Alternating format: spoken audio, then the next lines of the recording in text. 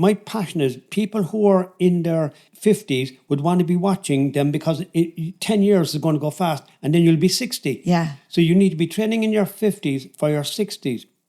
And all our generation are looking at our parents and we see them being slightly a little bit incapacitated. Once you lose your independence, and I don't want to lose that, and I want people to understand that I've made a load of mistakes and you don't have to suffer as much as I did because I've done silly, stupid mistake that if you don't do tiny little incremental daily little chunks every day, it's the difference between like losing your independence and not. Well, welcome to this week's episode of BBAL Podcast. Something a little different today. So when I started watching this gentleman on Instagram and his longevity business and the information, the advice that he gives, I just thought he's really cute, he's really endearing and just really fun to watch and made things very simple for me. However, his backstory is a completely different story to what I expected. It started with an incident. There's some pain there, some aggression there, and just really not what I expected. And at one point during the interview, I asked him a question, and I'd love to know actually if you can pick out that question, because it was changed the course of our conversation, I suppose. But what a fantastic conversation that he shared with me. He didn't go too deep into a lot of his backstory, and I think there's probably another podcast in it, but I thoroughly enjoyed this, I have to say. It's something a little bit different. Please don't forget to leave comments on our Spotify, because it's really good for us to see what you gain from these experiences. But today I really want to introduce you to the fabulous Frank Murphy.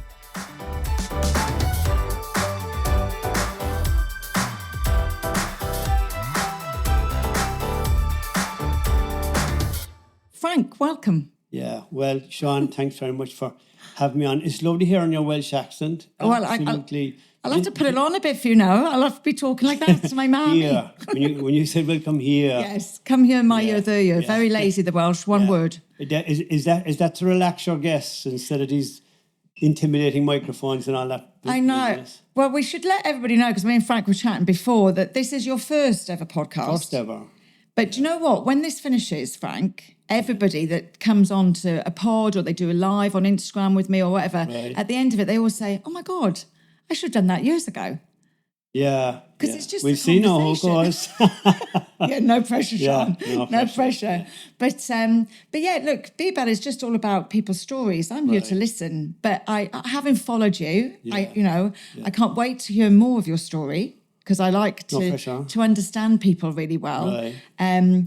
But, you're part of my day or my every other day routine. So to have you here is an absolute joy. So thank you so much. Yeah.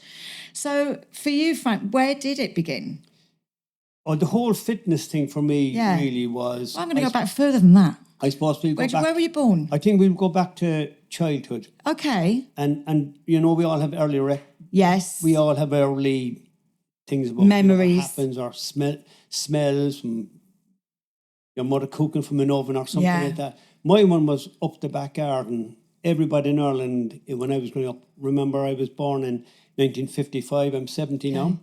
Are you? And looking good, Frank. Yeah, and the Botox is working pretty good.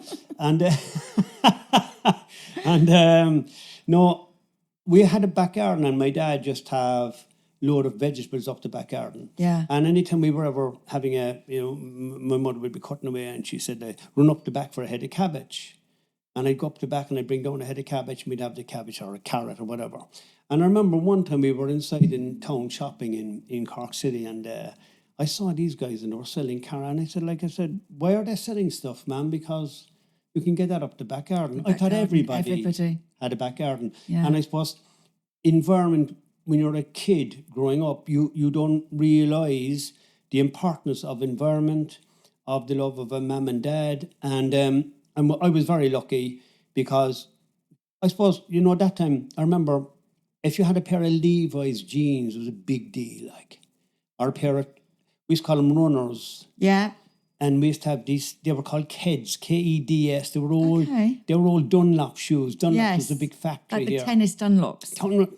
Tennis Dunlop, white ones. Yeah, I and had you'd them. have whiting, and you could kind of, there was a kind of a white chalky, but if you had one of them, man, you were made like, and you'd run in them. If you had normal shoes, you'd walk. But when you had these runners on, you just ran in them. The minute you put them on, you started running everywhere. And little simple things like that. I suppose the environment has a big. That was an early childhood memory. The runners, and the back garden, and my mum and my dad. And that's huge, isn't it? Because I remember going for summers at my granddad's, and he had his plot at the back of the garden, the same. And that's where I learned about fresh fruit and veg. Yeah. I mean, I've never tasted a tomato like it ever since. I'm obsessed with tomatoes. But he used to introduce us to lots of food. Like I always say it to people, I remember having sugar on lettuce. Oh God, no! I never had that. Granulated white sugar on lettuce. Yeah. It's actually delicious. Now Yeah, I don't eat sugar anymore, but it is delicious. But that's how, because I used to be fussy with food, and they used to introduce us to different foods, and then obviously the changes would come in.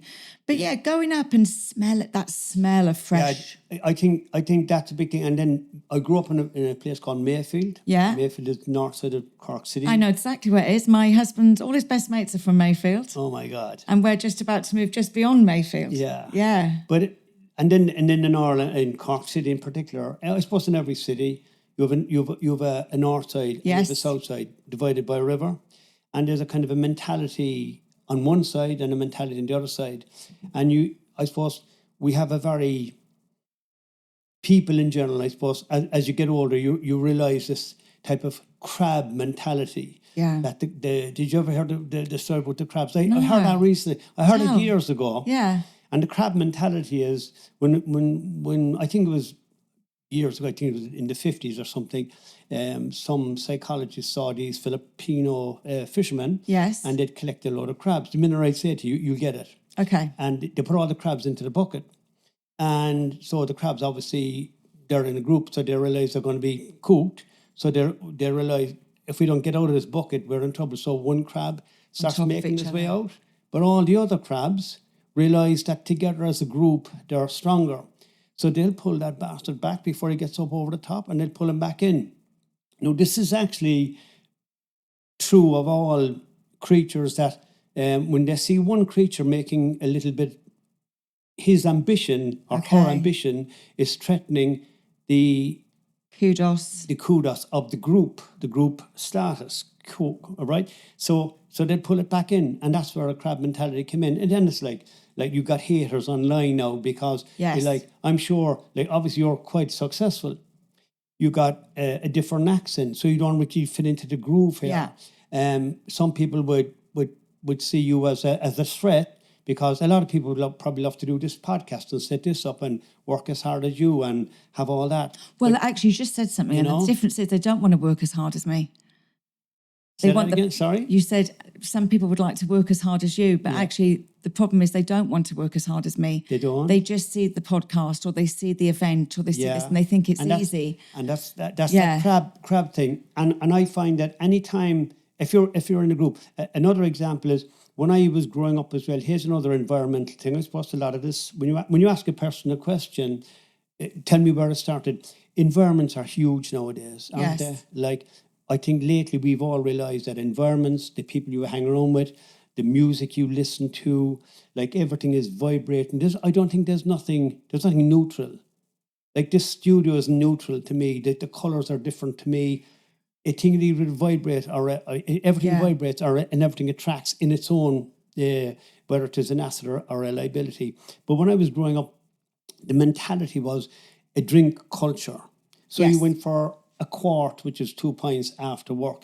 I served my time as a carpenter, and I worked on building sites. And them days you had to serve 5 years as a chippy. An apprentice. Yeah. And you always went for pints. It was and you'd go to a pub before you'd go to town. Like we'd have a few pints in a pub, and then we go. But everybody did that. Yes, it wasn't a case of people had a problem with drink. The joke was, I have a problem with drink. I can't get enough of it. But that was the culture, and I found it. you had to have a black point in front of you when I was growing up. All my generation were the same. And Murphy's, I presume. it was Murphy's for me, actually. I Yeah. never really took to the Guinness. Yeah, my husband's a Murphy's man as well. Yeah, a lot of people said it's for washing cars, but I think it's a good drink. You Yeah. know? And but I like a porter. It's nice. It's like Okay. a soup. It's a close thing. But anyway, and if you went on what was called the tack, like you were on the dry, you'd have a glass of Lucozade or a glass of orange or whatever, and all the guys they'd be all playing darts or they'd be all having a chat. Next thing, Jesus, Frankie is on the. You're all right. You're not drinking at all, right? And they'd make a big song and dance about that. So, like, you were ostracized from the group. Like, come on, you're a bollocks. Like, why don't you drink? My drink not good for you. So, unbeknownst to them and to me, the crab mentality is there. Now, I know what crab mentality was then. Like, none of us, we didn't even have the word philosophy in our vocabulary then. Yes. It was a very, down to earth kind of mentality. Like, I'm proud of my working class roots. I'm proud I became a carpenter, and I'm proud of that. And a lot of people would be if you lived in Very proud now. Yeah, The carpenters are making all the money. And yeah, they are. No, but that was it. That was the thing. And then you'd have to get in if there was a fight. The fights before there'd be a youth club, the GA club used to run these things called a youth hop. Do you remember the youth hops? And there'd be 3 dances. Sometimes there'd be 3 fast ones. Okay. And then if there was a slow one, they're called a clinger. Now the idea of getting a clinger was that means you had a slow dance with a certain one. And it was a time where the lads would be on one side of the hall and all the girls would congregate on the other side. So when the DJ would play a song, right? So you'd get out, like it would be, I don't know, maybe David Bowie, ABBA, whatever was playing at the time. You would have to walk from your end across to the other end. So the girls would be lamping you coming across. So they're looking at you coming across. So you'd say to your mate, look, I'll take the blonde one and you take the black-haired one. And then you say, are you sure no blonde? No, you're blonde. No, are you sure you're blonde? Yeah, no. And so you're making that as you're going over. So your marketing is done first, and then you're selling yourself as you're walking across. So that walk is the first first impression. Steps into you building your whole world psychology, whether you'll be able to adapt to negativity or adapt to rejection or you won't. So you had to kind of, that was almost a kind of an initiation, really, I suppose, growing up. And if the girl said no, you had a choice then. Yeah. You could ask the one next to her, but the one next to her has already heard. You've already blown him out. Yeah. So then you could ask the next one. And so you could either have a choice, say, no, and then walk back, but it's terrible walking back because the second time you're not going to take the walk the second time because the fear of rejection the second time. It's too much. On a 14-year-old, 15-year-old's soul is going to devastate you, That's mad. Yeah. And was your school all boys? So would you be going to, would you know the girls at the dances? When I went to national school, that was another environmental thing because it was run, the Catholic Church had a ferocious hold in Ireland when I was growing up. And I think, like, you look at what the Catholic Church has done now, and obviously there's a lot of badness coming out with a pedophilia and all that. But I think looking back, I needed it because I'm a bit boisterous. My nature is, my one flaw, and I still have it today, I jump at things. I'm a child in a sweet shop. People say, oh, it's great, you're a great buzz, you're a great crack. Yeah. But the problem with me, John, is that I can't stop at any one thing. I did a lot of things, but I never, stick with one thing, stick with one thing and master one thing and that's it. I'm definitely not that person. Well, welcome to meet your sister because I'm definitely not that person. Yeah, and I should have, looking back, like if I'd stayed with one thing, like if I was a carpenter all the time, I'd be a very successful builder now, but I'd be bored out of my bloody box. But I wouldn't be as interested to talk to you. Yeah. I'd be loaded. I mean? Absolutely. But and the same with the Taekwondo, the same with all the stuff. Like I became very good at some things, and then it just, that's done now. That was like a box ticked in my head. And I heard this. I heard an old guy one time, Sean, this is great. I heard an old guy one time, and I think I heard him when I was about 18, and he was being interviewed on the old RT, the old black and white TV, and they asked him, Johnny lived there now till 101. Well, Johnny, have you any interesting. And they were all waiting for Johnny to say, Johnny would take a puff out of the fag and would have a drop of Powers whiskey. And he just said, look, he said, when the headstone is put over my grave, I'd want him, here's Johnny, and he was a builder in the story. I want Johnny was a builder, he was a father, he was a hurler, and he was a footballer, and he was a mountain climber. He sheared sheep. And I said, God, that's what I want to do.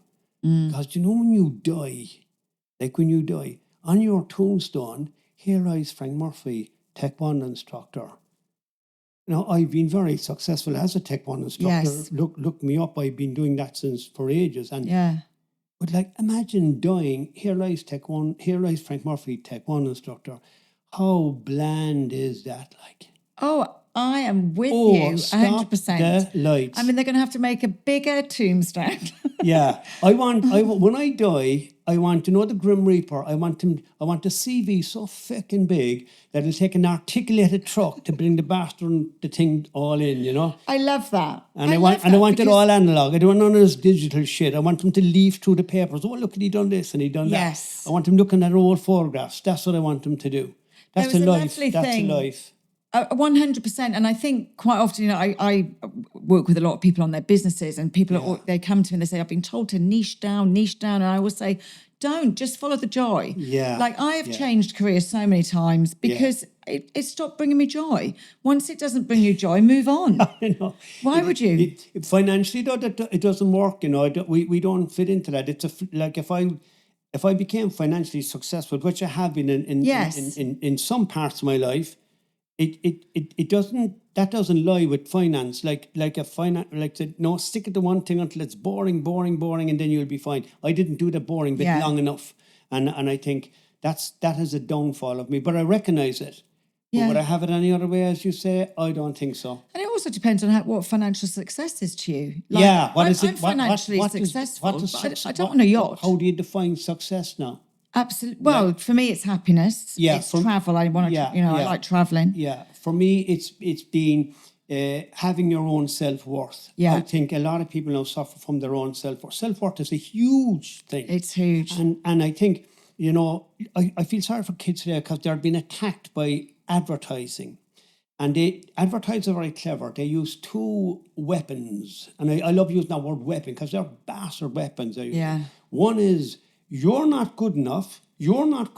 So you will need our product or our service so then you can be good enough. Do you understand that, mate? You're not good enough. That's the first attack. Now, let's say, for example, when I'm good enough, I don't really need a product. Then they'll get you another way. Look what Johnny has. Look what Sandra has.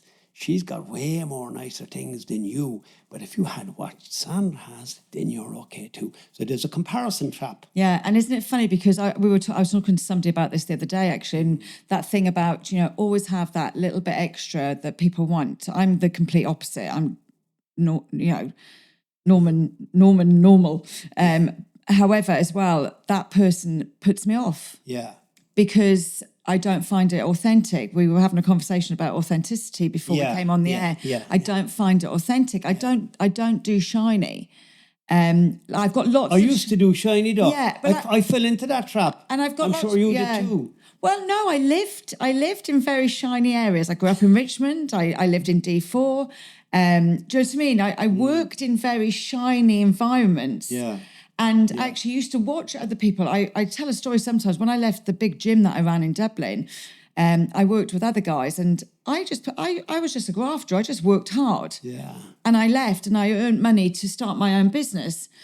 They worked hard in schmoozing people and left. In what people? Schmoozing, Schmoozing. Being, hanging around with the right people. Yeah. I'm doing inverted commas here. Arse-licking, they call it. Arse-licking. To leave and start their own business, but not with their own money. Do you know what I mean? So with investors. Yeah. I wasn't smart enough to think of using other people's money, but I'm so glad I didn't. Yeah. Because now actually I have, like yourself, a story and actually lived experience. Yeah. To actually help other people. Lived experience. Like that, to me, I have no serious academic qualifications whatsoever. Yeah, me neither. No, my wife has academic qualifications coming out her eyeballs. Yeah. Out her eyeballs. But she'll admit herself, she said, I can't go on camera, I'm as boring as bejesus, you know? Oh, well, I'm going to test that theory. Next time I'm near your house, I'm stopping in for a cup of tea. She'll kill me now. She won't mind. But anyway, no. Do you know that I learned this name off? Yeah. I remember one time when I was in the UK, I was interviewed on a magazine, and it was just a magazine interview, so you could kind of Yes. say whatever you like. But I remember a guy asked me a question one time about all this information that we have. That was back in the 90s when we were getting a lot of information then. And I memorized this guy's name. He was a Hungarian American psychologist. You won't have a hope in hell of writing this name down, Sian. But I can pronounce it pretty well. Micheli oh God, I'm after losing the bastard thing. We'll have to put it in the show notes. No. Micheli knee check me high. Knee check knee high. Knee check knee high. Okay. Yeah. Knee check knee high. Knee high check knee high. Micheli knee check knee high. He was the guy who developed this flow. He wrote a book called Flow. Right? Okay. And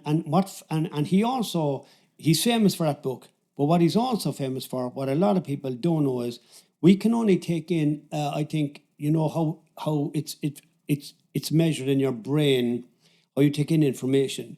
We can only take in about 120 pieces of information every day. Like I'll remember this podcast when I go home this evening. I remember there was a very nice guy in the train. We had a good old laugh coming on the train because I got the train off from Alice. I'm using the system now. Can you see me? I'm going with the flow myself, you know. Absolutely. If I got an old age pension card, let's get on the train. Love it. Let's see what that's like. Who can I meet on the train? I could drive and I could park, but who needs that bollocks of a stress? You know what I mean? Absolutely. When I can just go with the flow. And I met some nice guy on the train and I walked over here, get to know the place. That's it. I love the city. I think there's great people here and I think it's brilliant. But anyway, getting back to flow. But I can only take in 120 pieces of information. That's quite a lot. Yeah. That's quite a lot. So when you look at how society is now, like we are being bombarded, and our central nervous system was never meant to take in all this poxy information. That's what's killing us. And I think that the future of wellness is not one-dimensional anymore. Gone are the days where, like when I was growing up, I'll tell you in a minute. After I meant to tell you that I got beaten up, and that's why I got into Taekwondo. I got beaten up, and I started Taekwondo, but I was mental on Taekwondo. That's all I done. For a long time, I was frankly no friends. I wrecked relationships with girlfriends. I went off the drink big time. I watched my diet. I started. What age was this? Sorry. I'll tell you what happened. It was in the drink culture. Yeah. And we used to go to these dances. Yes. And there was a dance in Fermoy. I lived in Mayfield. So the last bus left the bus station down there at 11 o'clock. No bus home. But hey, rock and roll, man. You're 17 and a half, you're 18, you can still get a pint, no one will know. And myself and a guy called Mickey Lynch, we'd be a bit steamed up and we'd get on the bus down at Parnell Place, and it would take us all the way to Fermoy. And where Super Value is known from Fermoy, there was what's called a ballroom there. Ballrooms is a big thing in Ireland. You know, with the big ballrooms. Yeah. There was loads of show bands. There was a show band there, a mad thing. And I remember walking up there, and the tarmac had them, the doorman would stand at the top. So you had to walk up. So you had to be eating spearmint. So you couldn't get it past the bouncers, because if they looked a bit dodgy, they'd tell you to go for a walk. Yes. But what happened was we met a guy called Nolan Keaton, Tony Sheehan, Pat Hayes. A lot of these guys are passed on now. And Pat Sheen Donovan. We all had nicknames then. And I remember we met all those guys, and there was guys from Cork. So we all walked up the door together. So the group, being from Cork, we were a bit together. And all the lads got in except me, and the barman said, you have had too much. He said, can you go for a walk? So I said to the lads, I said, let you get in. I'll just go for a walk up. And he said, just go for a walk around the block, sober up a little bit, and come back again. That's what they used to do. They were good enough fun. And I said, fair enough. So then I went for a walk. In Fermoy, there's a thing called the Slow Marie, which is the Irish version of the Navy. Okay, no Irish Navy jokes here, please, all right? Yeah. But anyway, these guys were from the Slow Marie, and they had Dublin accents. They had skinhead, they were from the army. So when I passed them, I just said, why don't you, I'm going to swear in you, fuck off back up to Dublin, Why don't you down here? There's 3 of them there now. But I have a few points to me, and I shouldn't have said that. At the time, I had long hair. Okay. I had long hair then. I know the big sideburns. Yes. Yeah, so what are you doing down here? Fuck, back up to Dublin, right? So these guys kind of beat me up a little bit. No, they didn't beat me up badly. They gave me a few digs. And one guy, I remember saying, let him alone, he's pest. And I kind of went down the ground, and they were kicking me, but they weren't hurting me at all. They were just kicking me, but I pretend to be worse than what I was. Yeah. Said, and one of them, he's had enough. No, they didn't kick me bad. They Yeah. gave me a few funts, kind of in the tummy, but they weren't bad. They were kind of half stamping on me, but it wasn't a vicious beating Yes. at all, right? So I went, oh. And then they walked away from me. And when they walked away from me a good bit, I got up again and I said, do you call that a fucking beating? Jesus Christ. I said, I'll take the 3 of you. And I got worse then. Well, they came back to, one guy in particular wanted to really do me in, and he came after me. I turned to run, but the legs were gone. I couldn't get away. And it was in a pub called the Mart Bar. I think it's called the Elbow Lane now. Because I went down to see there about 2 or 3 years ago. I think I don't even think it exists anymore now. And there's a little alleyway there where I tried to run.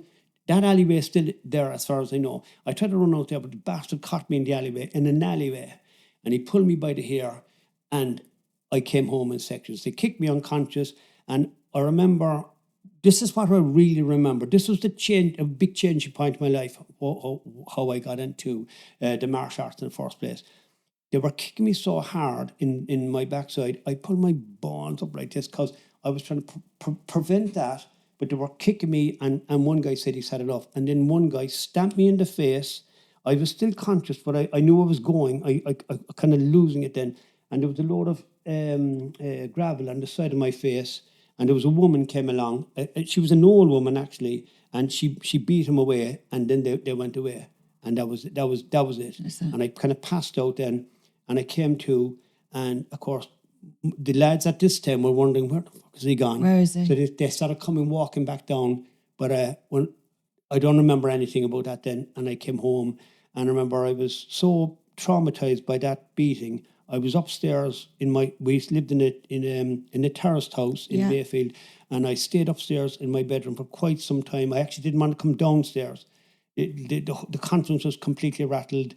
Violence or loud noise or anything like a group of lads hanging out together completely devastated me. I was about 18 years of age, and I said, that's it. And I remember a guy said to me, you got to take up boxing or whatever. And I remember around that time, that was 1974, believe it or not. And there was an ad for Taekwondo in the newspaper. Yeah. And it was in the City Hall. They did a big demonstration at City Hall. And I remember I went down to, before I went in there, I had to be pissed going in there. You see, that was the whole thing. You had to have a few pints everywhere you went. The courage pints. Yeah, Dutch pints, yeah. So I was down in the Dillon's Cross, and I got the bus down to Dillon's Cross, and then I got the bus into the city. And I remember coming out of Dillon's Cross, I remember being nervous going in to see this thing, because this is violence. It's about, I don't know what Taekwondo was. No. And I had a bag of chips, and I remember I was a bit pissed, and I remember the hot bag of chips. Frank, I shouldn't laugh, but you're pissed with a bag of chips going to Taekwondo. And I'm going into a Taekwondo thing, but I remember walking into the City Hall, and I remember eating it, and I remember the chips in my leg was hot. I was really nervous, and I said, what am I fucking doing in here? I went in on my own, and I saw these guys, and I was just amazed, and I kind of almost sobered up in this thing here. And I remember something said to me, go and ask the guy what to do to join up. So you had to write in that time. Yes. Sean would believe it or not, you had to actually write in your name and address. Yeah, I'd like to join, and this is what I do. And the Bruce Lee thing was all over the place at the time. And then I started watching the Bruce Lee movies. And myself and my brother Ollie, we used to bring in a tape recorder and tape you know, the old cassette tapes. Do you remember those Clink, old clink, things? yeah. You clink the two of them things together, and I sit and I play that thing, and I have it in the bedroom. Wah, wah, and I was taking off Bruce Lee at home, mad shit, right? That's mad. And but then I joined the boxing club. Yes. Like, I was up in Sunnyside for a bit. There was a guy called Danny. Danny, he was a famous referee. Danny Cullen was his name. Danny O'Connor, something like that. Dan O'Connell. He was up in Sunnyside. He was one of the trainers. There's another trainer up there called Paul. And then I went to Shotokan karate for a bit. It didn't matter to me whether it was taekwondo, like, or whatever. I just wanted to beat. And then I started changing. Then I said, why should these bastards beat the shit out of me? And I hated Dublin people then. Can you see how the environment would shape you? Yeah, then? no, absolutely. So you would think then at that age, you see, like, violence is good once you know how to do it. Yes. And all Dublin guys are terrible. They'll only beat you up. And army guys or navy guys get all them. And you would have, that's impregnated in your head. And then I just started training, and I went absolutely the reverse of the drink. The drink was gone. The girlfriend was gone. I was going with a lovely girl one time. I won't mention her because she might be embarrassed. And she lived in Dillon's Cross. And she was what was called a lasher. Like, there, yeah. She was a really nice girl. Wow, you're still going out with the lasher. It was a lasher of a girl. I was mad about her, but the taekwondo had to come first. And I had to, them days you walk a girl home. So she lived in Dillon's Cross. So you had about 4 kilometres from Dillon's Cross back into Mayfield. And I was weighing it up, like, it was too long. And like, also some of the Dillon's Cross lads might do me in on the way back in, because there was a Dillon's Cross Mayfield kind of thing going on. So it was too risky. So I just broke it off for her, and that was it. But I was happy with the taekwondo. What a fucking idiot, like, do you know what I mean? Yeah. And I look back on it, and I often see that woman and said, geez, what a she's still beautiful. Like, yes. Shit. You know, but no, I went mad into the training, press ups off the walls. Look, my knuckles are still big. I was a carpenter. I won the power. They used to have this power breaking thing, breaking boards. I saw no problem in that, because I was working with timber every day of the week. And for about 6 or 7 or 8 years, I remember I won the power breaking. You just 3 boards, bang. Ask anybody. I didn't even train for half that shit. I just had big hands. Yeah. It's just a fluke. But because I had it so easy, I don't know. But I was never a big lad. I was a kind of a skinny, scrawny thing, and I think the only thing I had going for me was my tenacity. And I entered a lot of tournaments. I was in a lot of.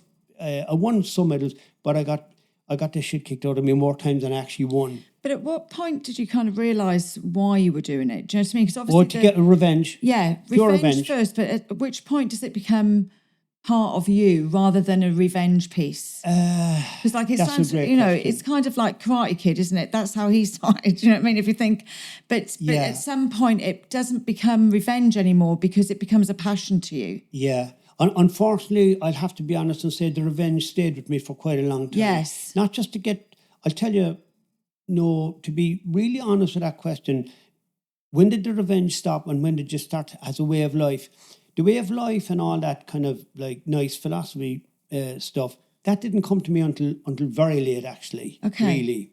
And revenge always kind of a driver for me. We have a weird sense. Maybe that's a very negative thing to say, but like the 3 skinheads that beat me up, they were replaced in my head by maybe some other thing, like maybe some guy in a tournament, like some guy, like another competitor would think he's better than me, or and then another thing that I had growing up, Sean, I'd know would girls have this or ladies have this, but like me and my mates would look at some guys and we'd see some beautiful women, like, and they'd be fine things, right?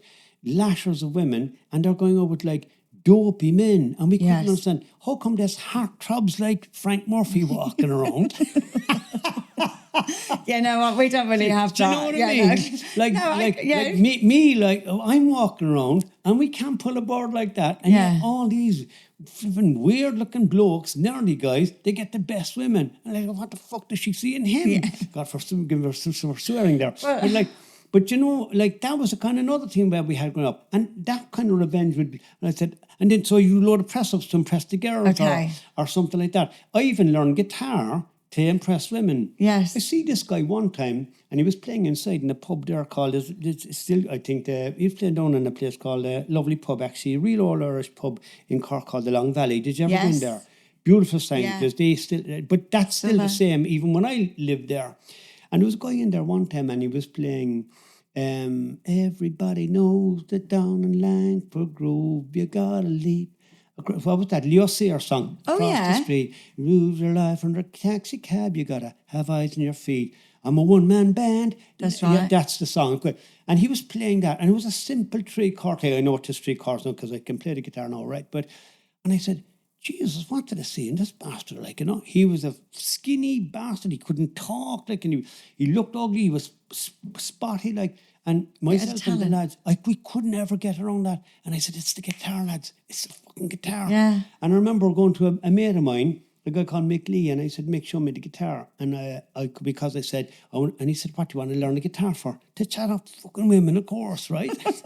he said, what about music? What kind of music are you into? Blues? Are you into trad? What are you into? Like, I said, what's a simple song I can play as fast as I can so I can sit with a load of girls and I'm inside in the pub and that's it. And that was another part of the culture as well. The pub culture then had a lot of sing-songs in it. Sing-songs was a big thing when I was growing up as well. And I think that's still going now. I think there's a lot of trad now. There's a lot of trad in Cork. Yeah. And that's where I started playing. That was the only reason I started playing the guitar. So the motive to learn the music wasn't there. And then I became the worst guitar player in the world. But I didn't give a shit. Yeah. Like once I had the remnants of a tune, that's all I needed. Absolutely, That was because everybody else then would sing it for you. Yeah. Like I winged it then. And I remember we went busking then. I worked in a fabulous place in Cork. Did you ever hear of this guy? He's a famous Cork guy. He's called Father Rock. I think the man has passed on now. And he used to look after, there was a famous group of people in Cork called the Echo Boys. Yeah. And they used to sell Echo. The Echo. The Echo now was out. I heard a guy say he's still outside the post office, yeah. Yeah, but that time it would be evening. Yeah. And Father Rock used to look after all That's these right, because it didn't used to come out till 6, did it? Yeah. And it was and I worked in that, and it was over in St. Francis Training Centre. And we used to go busking to collect for them every Christmas. And I used to have only a few tunes, but instead of changing the repertoire, I just changed the location. So I'd sing my 3 songs here, and then I go down to the end of Paul Street, says another rocky road down here, and I will do Spansy Lower. That was simple, the most simple stuff. That's it. The music, the genre, no, it's just. And then I said, maybe I'm a narcissistic bastard, right? Maybe I like the attention. Like a little bit of an entrepreneur going. There's a little bit of that, and then that I knew then that personality was always like that. So kept on doing the taekwondo. No, I got the guitar as well. Can you see where it's going now? Can you see where it's swinging now? Yeah. So that's where it's going then. And then one guy said, then I went to the UK. That was a fluke. And I became head of a big association over there. And that was another fluke because I was... And where were you in the UK? I was all over the place first when I went over. I actually went to where was I in the UK first? I went to the Jersey Island first because I worked with a guy. Beautiful. Doing. I was a carpenter, so doing shuttering. Yes. And my first marriage didn't work. Unfortunately, I'm divorced, and that's why I went to the UK. And when I went to the UK around 91, 92, 93, the IRA were putting bombs everywhere. Yeah. So you have to watch what you're saying. And even though some people liked you, it's okay when you were working for the crowd for a bit. Yes. You were accepted. But I remember when I went for a few pints one night, there was 3 of us. I think there was about 4 of us in the group. Now, we just after work, so I said, I was waiting my turn. I wasn't going to shy around because each guy would buy. So one guy there was 4 pints of Heineken. Second guy got 4 pints of Heineken. Third, and after the third one, I was kind of losing the plot a little bit. And then it was my turn to buy. So then as I walked up to the bar, and I said, 4 pints of Heineken there, please. And then the whole bar went quiet. And then I remember one of the big lads with me said, Paddy's with me. Paddy's all right. And then they all started talking to me again. It's funny, isn't it? Because I mean, obviously, I grew up in London in that time, but my mum and dad employed a lot of Irish. I mean, Betty and Moira were from What time? So I was 30. So I was that around late 80s, early 90s. Yes. Yeah. So they were running pubs in London, and it was dangerous. It was a dangerous time. Dangerous to be Irish. My sister was, and not just Irish things going on. There was the Iranian embassy and everything else. Yeah, we lived through all of that. But I remember Betty and Moira were from Yole. The head gamekeeper from Richmond Park, Leo Daly's from Limerick. Yeah. We grew up with all those people, so I never understood that piece. Yeah. But didn't really understand Irish history either. I'll be completely honest, because we were never taught it in the UK. And I never understood Irish history till I moved here in 2000. Oh. I'd never heard anything of the history. I didn't understand it at all. Yeah. Katrina's mother, my wife's mother, she's dead now. She died last year, but she was an English teacher. Yes. And she went to Lisbon on a year's sabbatical from teaching. Yeah. And that's where she met Katrina's dad. Okay. And he's still alive now. He's 91. And she told me, she was quite a learned lady. She could speak French. She was taught English. She was widely read. Yeah. You know, I miss her a lot because we didn't get off on the right foot at the beginning because, you know, I was previously married. I was older than Katrina. I had baggage, and their daughter was going over this kind of weird. And I was Irish as well. There was a kind of a thing there because, you know, when I lived in the UK, I knew Katrina for about 6 years before we actually hooked up. Yeah. So we knew each other from being just in a group of people, and then when we hooked up, it was good. Then when I met her mother, obviously you could see, you know, that's not going to work, but so I had to kind of sell myself to the mother, but she was like her whole understanding of English, art, the sciences, life, travel, like she lived, and she had a hard upbringing. She grew up. Remember, she was in the bomb shelters in the war in London, so she had a very rich history. But when I started telling her about Cromwell and all, she couldn't believe that happened in Ireland. And then I was explaining to her when I went to the UK first, it was quite difficult being Irish. And I can understand how the racism card can be played against you, and it's fierce, lonely, and all that business. And there was but you know, when you live in the UK for 16 years, remember my dad was mad anti the crown. Like my dad would have been of an era, whereas he was like Michael Collins or Doy, you know, he was that kind of thing, and he hated the black and tans. Yeah. Like all the English were black and tans. They were all black and tans, you know, and Protestants. And every time I'd go back to the UK, my mother would load me up with black pudding in the bag because they're not going to feed you it all over there, and have a load of food before you go over there. But you know, when you're actually living over there and you see guys struggling over there and you see the working class over there, these guys are going to work, they're providing for their family, they're struggling with life, they're struggling with relationships, they're struggling with all the shit that you struggle with. They're the same fucking thing as we are. Yeah. There's no difference in your skin or your nationality or anything like that. Now, sure, when the Irish rugby team are playing England, I'll shout like crazy for Ireland. Of course I will. But as regards human beings, like, Jesus, get a grip. Don't tell me that every Ukrainian and every Russian are complete bastards. No way. Oh, yeah. And I would switch it. I would say there's really saintly and psychos on both sides. Oh, everywhere. I mean, we were chatting before, weren't we? And I was saying, you know, I ran pubs and then went to gyms. People are the same. The only difference was the alcohol. I've got a Human Collective top on today, and they believe in one kind, and that's just humankind. Yeah. And wouldn't it be lovely if everybody just believed in that? But it's very complicated, I suppose. And some people use that then as a lever. I found it difficult moving here in 2000. I tell the story often. When I moved to Dublin, people didn't really like us coming and taking over the business that they ran, and that people weren't very nice. I'd never experienced that before. I thought it was madness. It's a funny thing. You know, when we met this morning, when I heard your accent, my brain went, "Oh, she's English." Yeah. So there's still remnants of my dad's black and tan in there, right? So, okay, small little bit of a warning, right? And then when you said here, the way in Welsh, because I had a few Welsh buddies, and we said here, I said, "Oh, there's no." I was trying to suss out. She's not northern England. She's definitely not from the south. Where's that here? She's just off to the left. and then when you said Welsh, then my brain went, "Oh, relax, she's Welsh. She's not English." Yeah. And I said, "Bastard, you shouldn't be thinking like that." No, but I was That's bred the where my same way. brain My was dad, going. it didn't matter who won as long as the English didn't. Yeah. But he grew. Yeah. But we moved to England. I always Yeah. found that fascinating. Yeah, and you know, Dim, when you look at us today, when you look at our businesses and the wellness industry as well, like as I said there earlier, I might have alluded to this. You know, the whole wellness thing.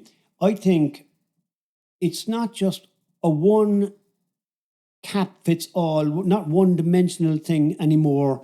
When you're talking about wellness, right? 100%. Unless I think the future of wellness is, it has to be something to do with your central nervous system for starters. Yeah. Emotionally, we're emotionally and we're psychologically and we're physically all one, and that all has to be addressed in one go. For example, I'm 70 now, so strength and resistance training is has to be one of my pillars. I could have got away with doing no strength training when I was maybe in my 40s, 50s or 60s. But now, even 50s, you want to be copping on. I have to women lift especially. weights. I have to lift weights now. Yeah. Because I'm losing my muscles. I'm losing my bone density. You can look up the facts and figures. AI will tell you now what's happening every year. Yes. But even though you're losing that in one sense, you can still do it. Like I can do quite, like if you saw me physically moving, you like I'm not bragging, but I can do loads. Like my core is as strong as bejesus now. I can do a lot. Honestly, Listen, I'm a Pilates instructor. I'm all about the core. I love it, right? And I tell you, I never felt so good and so happy.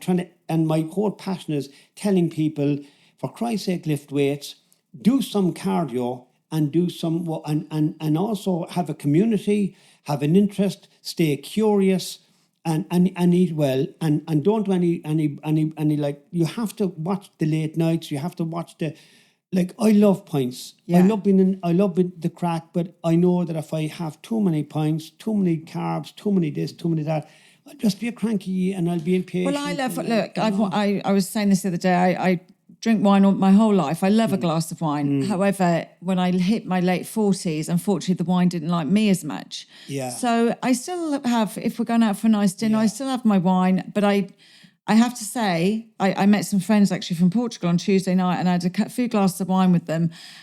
I can't drink pub wine. If I'm going to have a glass of wine, it has to be a really good glass of wine. When you're at home, you like it better? I don't ever drink at home, really, actually. Yeah. I always had this thing. Would you like red or white? No, tell me. Well, I love both. I love Anna Rose in the sun. Yes. God. But actually, I think I was saying to you before, so I'm kind of on this health journey myself at the moment. It's all about my gut. And I had all these tests done, Frank. So I had 64 bloods, loads of stool tests done, and got all the information that I need. And I have leaky gut. Yeah. So I'm on the process at the moment trying to fix my gut and seal it again. Yeah. However, a few things came up in the test, and one of them was histamine. I hadn't felt well, histamine, histamine, yeah. So you think antihistamine. So I felt really bloated, I felt like a balloon, but rock hard. Right. Like my stomach, it was rock hard. Right. Anyway, and when the test results came back, your histamine should be between 0 and 600. 0 and 600. And mine was 7,349. And I was like, how on earth has this happened? And she was like, looking at my diet, I was doing all these lovely, wonderful things, because actually we mentioned some food before we came on. I said, oh no, I need you to tell you the story. So I was getting up in the morning, I was having my fermented food. Yeah. I was drinking.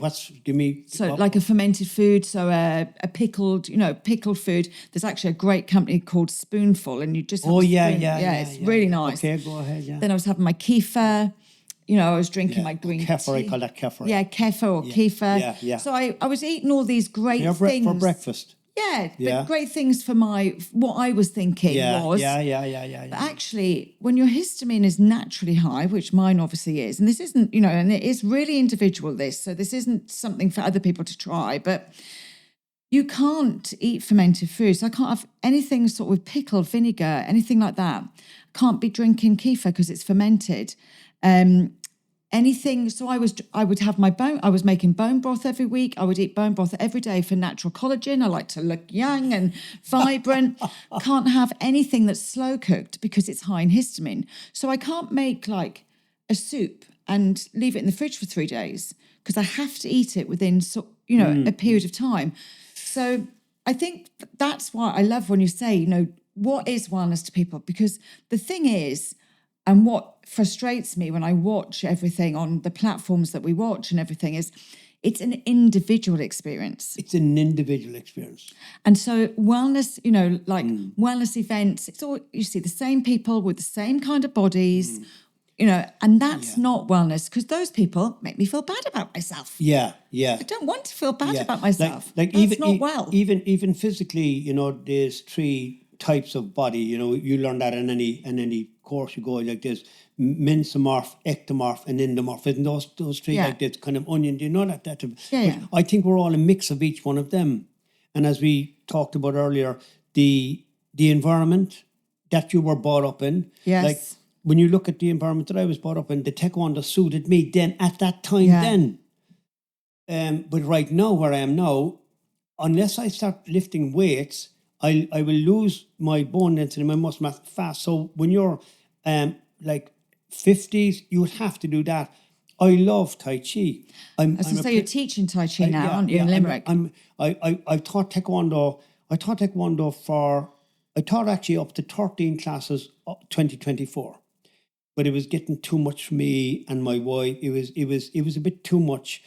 And my club was reasonably well. I produced a lot of champions. I promoted thousands of people to practice. I'm not bragging. You look it up. I went mental on the Taekwondo, but half the reason I started learning the guitar around 1981 to coincide with kind of pulling some boards was around 1981. I was 25 years of age and I started learning the guitar then, and that was I started getting into that then, but the Tai Chi wouldn't have done then. Can you see what I'm saying? Yes. So like you have to, like when you're after my passion is people who are in their 50s and 50s would want to be watching them because 10 years is going to go fast and then you'll be 60. Yeah. So you need to be training in your 50s for your 60s.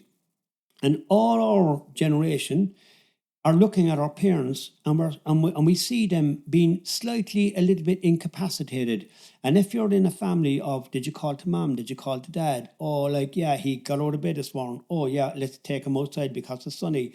I'm saying, once you lose your independence, it's kind of, you've kind of, and I don't want to lose that. And I want people to understand that, like, I've made a load of mistakes and you don't have to suffer as much as I did because I done silly, stupid mistake that if you don't do tiny little incremental daily little chunks every day, it's the difference between like losing your independence and not.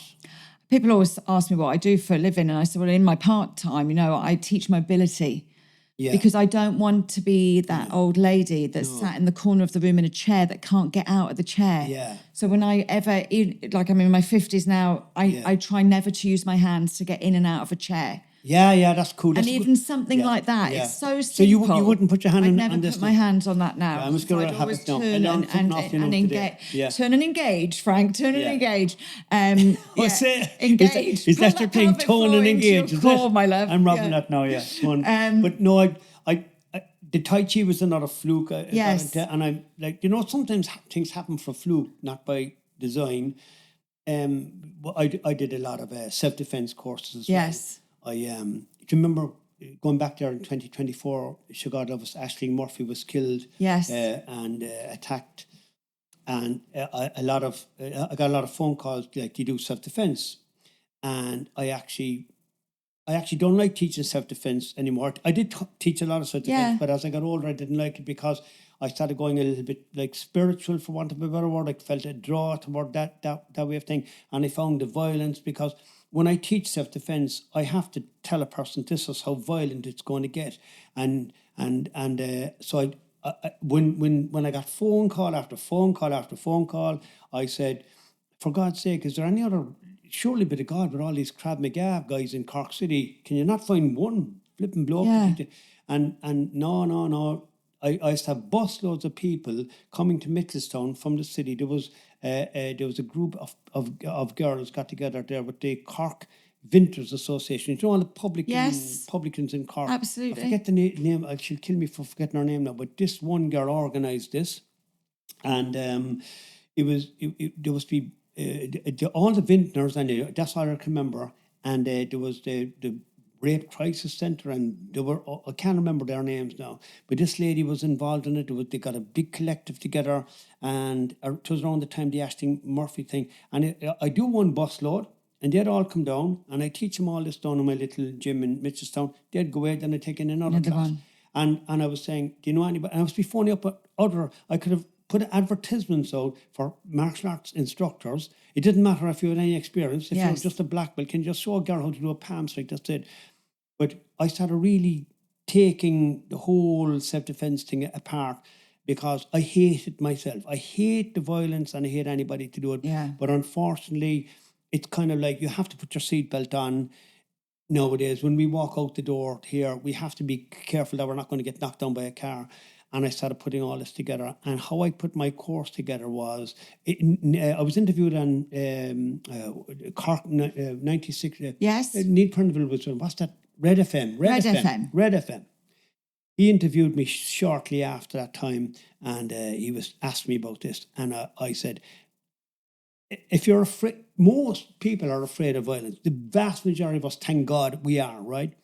So instead of coming at it from like, this is how you do this and give me a knee in the balls, I started peeling it back, and I said, let's prevent it first of all before we do it.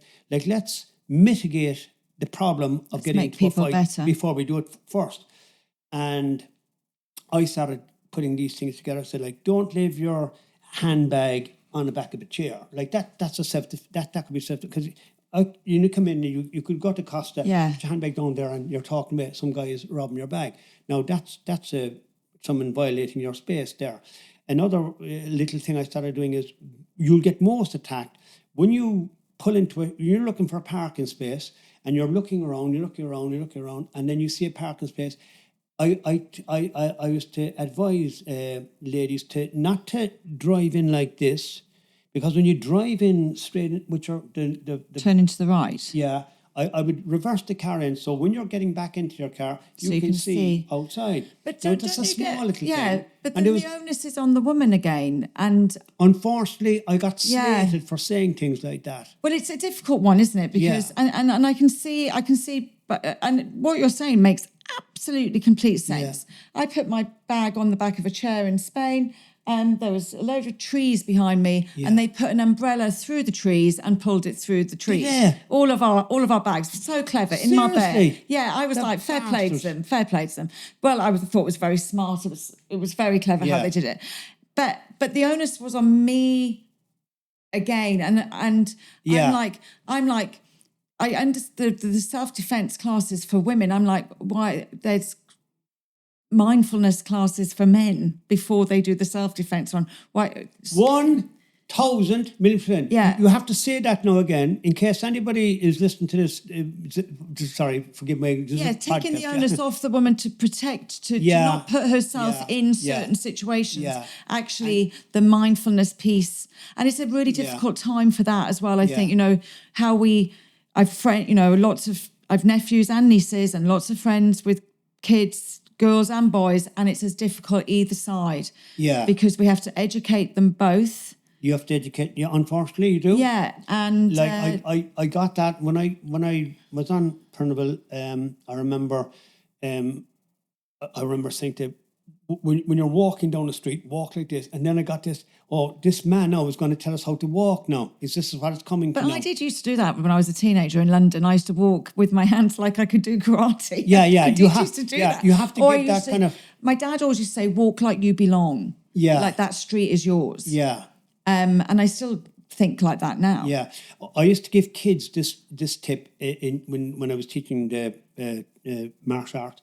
I'd say to kids, the minute you get out of your mom or your dad's car at school, you got to stand up straight because you're being clocked. The minute you come out of the car, if your head is down and if you're shuffling on the way into school, other guys and girls are clocking how you're walking. Yes, it's first impressions. Now, I know you might have a row with your dad or you mightn't have your homework done, whatever, and that's it. And then I took the same thing to myself. Yes. And I think, but you do forget those things, and it's like a lot of ladies thought that the car parking thing was good, and another thing The car parking thing is exceptionally good because you've got a full 360 view. Not just the parking the car in Yes. there.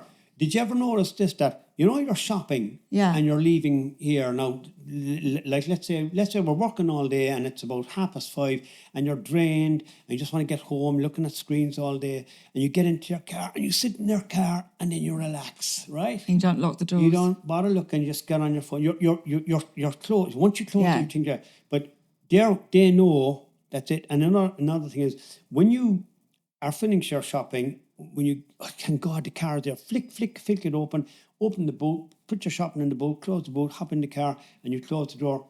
That's when you're most vulnerable because you're relaxed then. Yeah. You're also relaxed when you drive to a place, you find a place, thank God I found this place. Then you relax, bang. Yeah. And bastards will hit you. But it's the same as sitting in the car. It's the same as driving, but it's being aware of your surroundings. Yeah. When you're driving, you have to do exactly the same. Yeah. I always say to my husband, don't worry about how you drive. Worry about how everybody else is driving. Yeah. Because that's what don't worry about what you're doing. Worry about what's going on around you. It's just a very... It's a minefield, yeah. It's a very negative thing. That's why I started getting to then I started doing the Tai Chi. Then was another fluke, it was another fluke. But nothing's a fluke. Nothing's a fluke. I don't believe in flukes. I believe in hard work, progression, and changes, and that's because we change, don't we? And we evolve. We're never the same. Yeah. I remember a friend saying to me something about, I didn't, we're going down different paths. And I was like, but that's the whole point. As you get older, you've got to change. You've got to evolve. Otherwise, it'd be kind of weird, wouldn't it? But isn't it? That's a great sign that you have this kind of self-worth already. You're already enough. When you come to that realization, yes, you're already enough. You don't need any more. When you reach a point in your life that I'm enough, I'm okay now. Yeah. And then you started helping other people. You've it made now, you don't need any more stuff. Yes. If anything, you're trying to be get rid of the stuff. Listen, I'm just about to move and I'm like, everything's going in the bin. Because this is all rented stuff. It means nothing. Yeah. Because who's using it after you've got it's just, we're just borrowing it while we're here. Do you know what I mean? Yeah. I'm much more important than any stuff. Yeah. Yeah, we all are. Yeah, 100%. Yeah. And the people... Even, when you say evolved there, this whole Instagram thing for me. Yes. Last year, I don't know what, I wasn't on Instagram. I used to do some posts on Facebook, and I fancy myself as a bit of a writer, and I used to do a lot of posts. I put them out every Friday, and I stick them all up there, and just what we pass them, but what we're talking about here and all that business. And I did some classes in a place called the Urban Co-op up in Limerick. And they said, you should do on Instagram because we got 6,000 followers on Instagram. And I went, wow, incredible. And I said, do you mind if I advertise on your whatever it's called?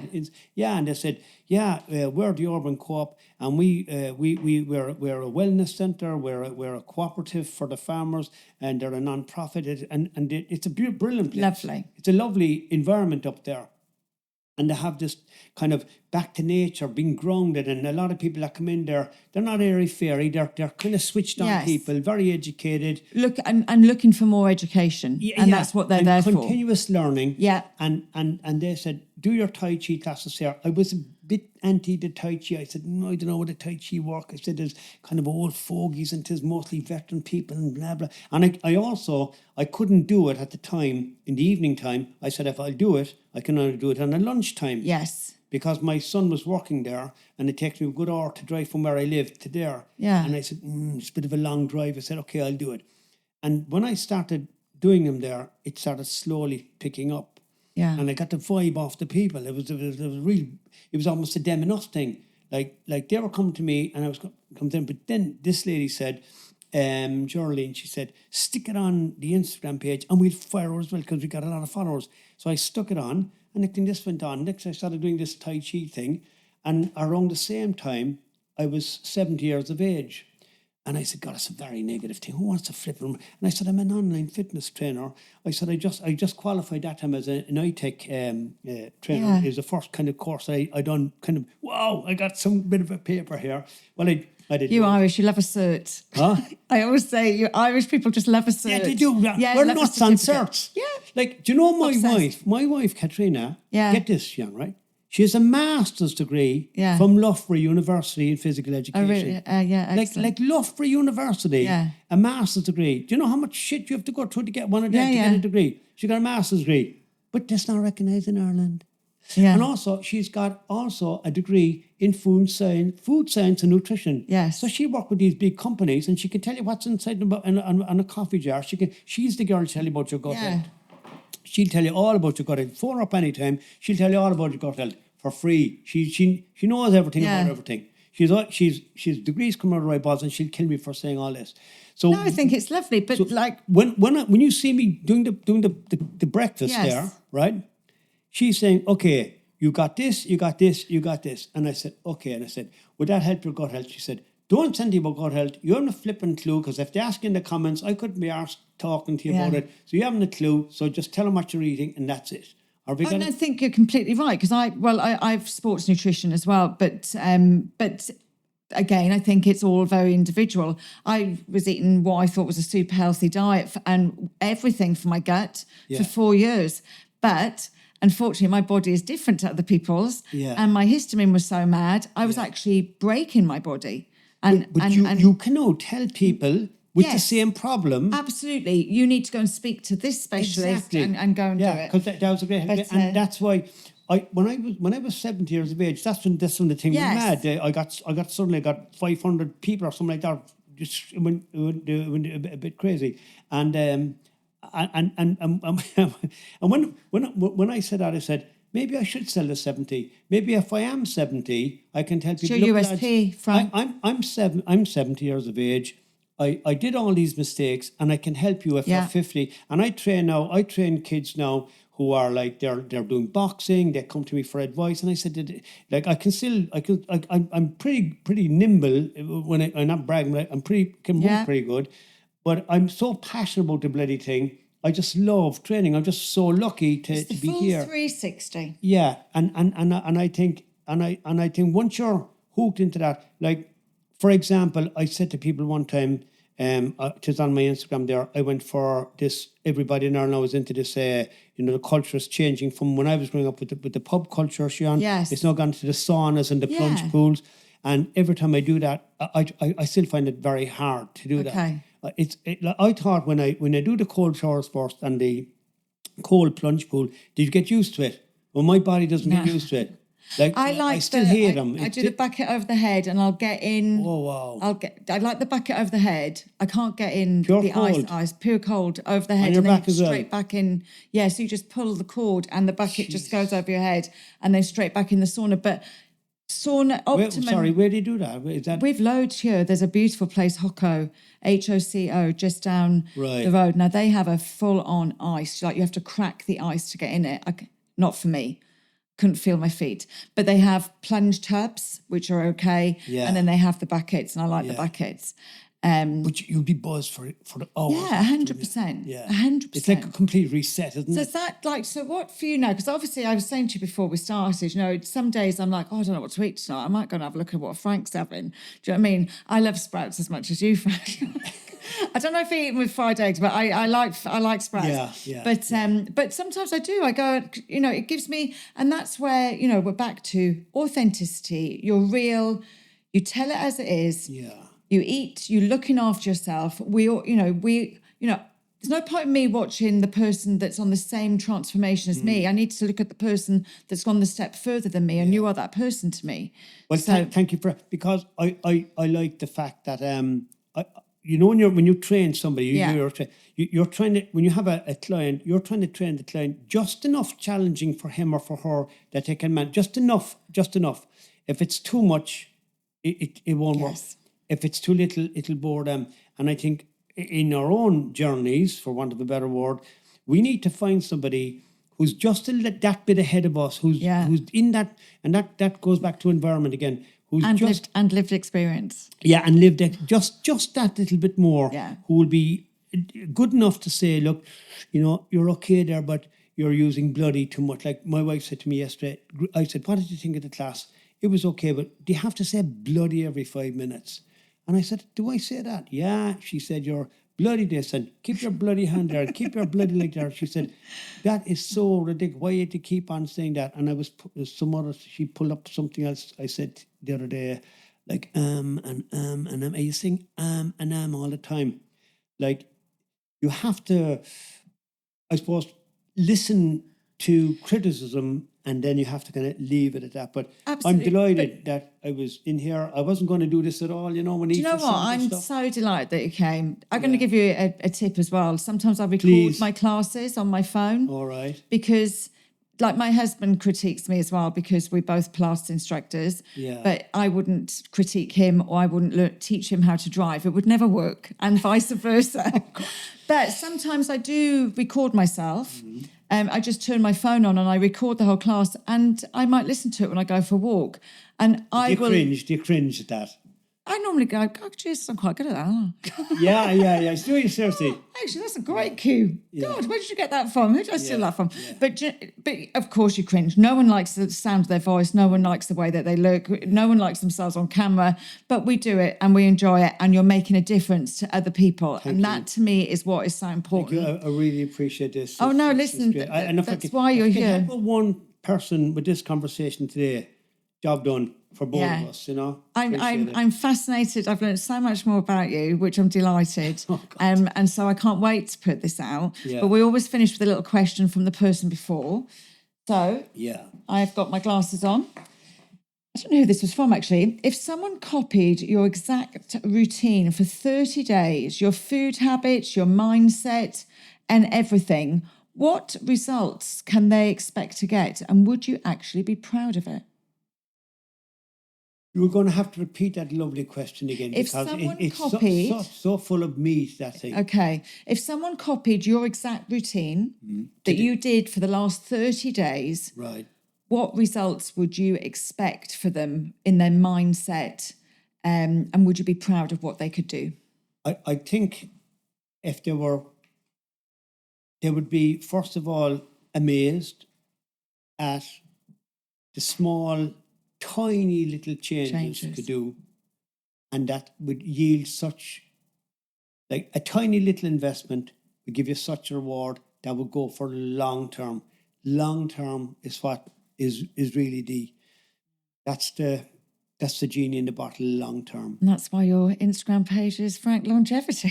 yeah. Jesus, I missed the cue there. And I forgot to say, stay strong. Stay strong, absolutely. Eat well and move better. That's it. I was trying to think of a logo, and I said I'll have to write it down. Stay strong. I love it. Eat well and move better. Amazing. Frank, thank you so much. Very, very much. And thanks to our listeners for listening, and that's it. Really, really, I learned a lot here, actually. Amazing.